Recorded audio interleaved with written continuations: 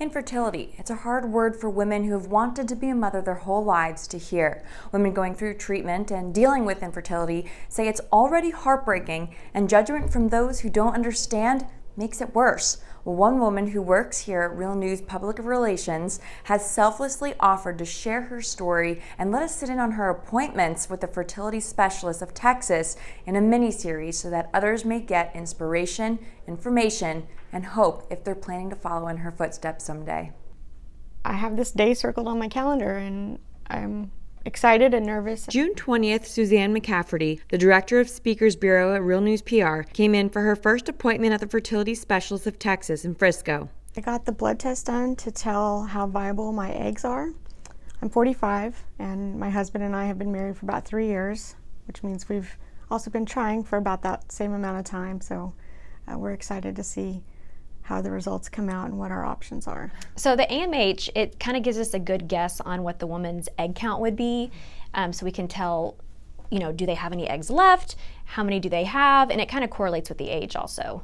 Brandy Colazzo is an LVN with Fertility Specialists of Texas and says recently the AMH test has become more and more popular. People are just more aware of fertility and women wanting to get pregnant later in age. Everyone's getting married later and careers are first and foremost important. And so people are just waiting longer to get pregnant. And for Suzanne, waiting wasn't the only struggle. I was diagnosed with lupus in 2002. And so I am concerned about that. Okay. If we did use my egg, I am concerned about passing that on. Yes, and we could do genetic testing. You could just tell the doctor at your consult visit and they can do some extra blood work. She let us sit in on her results. And so yours came back at less than 0.03. So yours is on the low side, but we kind of expected that with your age. It's just a piece of the puzzle to the whole picture. So I don't want you to feel discouraged or anything like that, because we have lots of patients that come in with the same thing and they end up leaving and they're pregnant, and whether that be with their own eggs or donor egg. Okay. So there's a lot of options. Okay, baby. Okay, love you. Love you too. Bye. In a way, it's a relief. It really is, because I'd be like, oh, I'm 6 days late. I'll go buy a pregnancy test and get all excited and then just be in tears the rest of the night. Because what I thought was a possibility, it wasn't. So at least I know now. But I do have a wonderful support system. My family's very supportive. And then my husband, he's just rock solid, and he wants me to be happy and safe. Suzanne followed up with questions about egg stimulation as well as IVF and says those with other questions should take this first step. Take a deep breath, come into our office.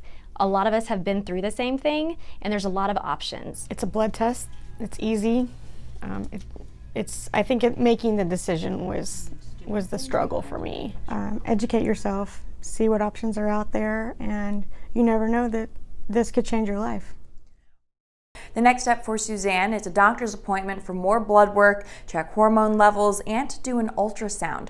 She's open to have us film her appointments, so it might give others the information and courage to seek help if they're in a similar situation. Look out for that story in the beginning of August on RNCN and the Fertility Specialists of Texas Facebook page. For Real News, I'm Sarah Strackhouse.